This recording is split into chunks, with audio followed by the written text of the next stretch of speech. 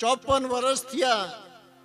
અજમલ રાજાને સપનું આવ્યું, લીલવો ઘોડો ગરુડમાં સમાય,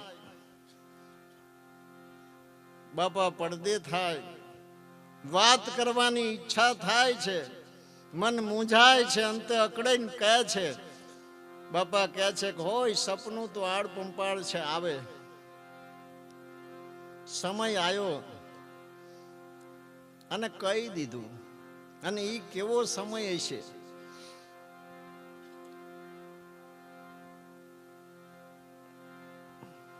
ધીરે ધીરે ધીરે ધીરે સમાચાર રાજમાં ફેલાણા, માણસો ભેરા થવા માંડ્યા કે રામદેવજી બાપા પડદે થાય છે.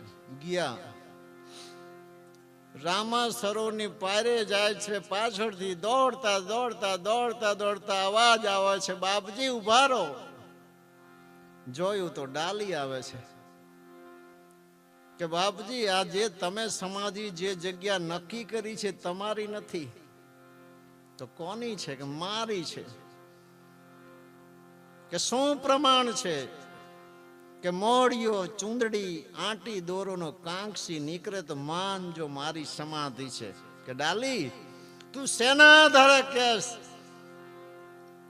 કે મેં તમારા જે ચરણા સેવા છે ધણીના આધારે કહું છું. સવારામ બાપાએ કીધું ડાલીબાઈએ દુઃખ વેઠ્યું, કરી સદગુરુની સેવ, પીરની પેલા પડદે થયા તે જ દિવસ તત્ખેવ.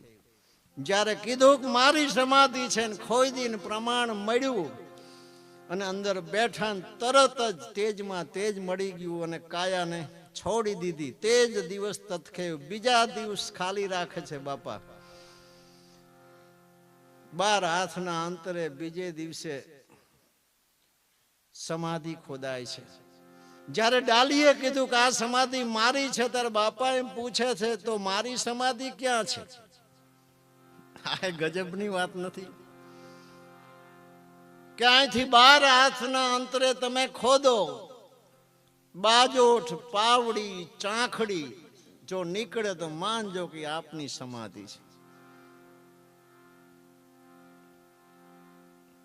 ખોઈ દઉં નીકળ્યા, સમાધિ લીધી. સમાધિમાં શું શું મૂક્યું ખબર છે? અમલ ડાબલી, રતન કટોરો, અભય અંચડો અને વીર ગેડીઓ લઈને બાપા પડદે થાય છે.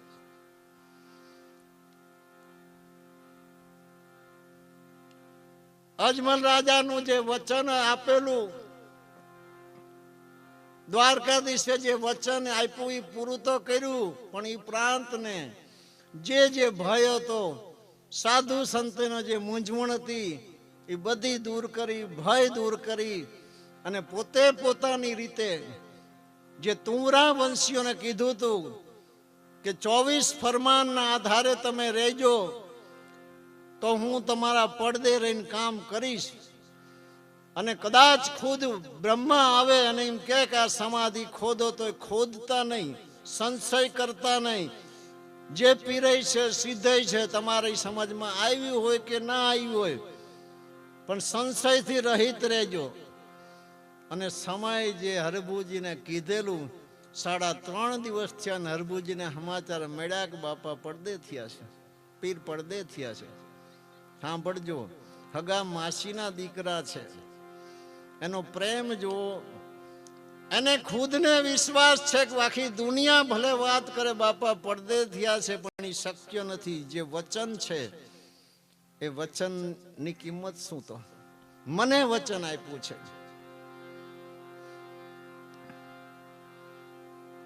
છતાંય રહેવાનું નહીં. ઘોડેસવાર થઈ હરભુજી આવે છે ક્યાં? પોકરણગઢ બાજુ. જો પોકરણગઢની બહાર રામદેવજી બાપા ઘોડલે ચડંટા દીઠા રામા પીરને હામા મળે છે. બે ભાઈ હામામાં ઘોડાને આંટી નાખી કે કઈ બાજુ? કે ઘોડો ખેલવા જઉં છું. ઉતરે છે કે તું હરભુ? કે કઈ નહીં. ના કંઈક તો છે જ. કે લોકવાયકા એવી છે કે જે કહેવાય એવી નથી. અમંગળ સમાચાર મળ્યા છે મને કે હોય જગત તો કે તારે કામ હોય બોલ ને, હું તો તારી સામે બેઠો છું. બે કહુંબો બનાવે છે, કહુંબાની મનવાર કરે છે. આજ કલાકારો ભજનમાં ગાય છે, દોનું બાંધવ ભેટિયા.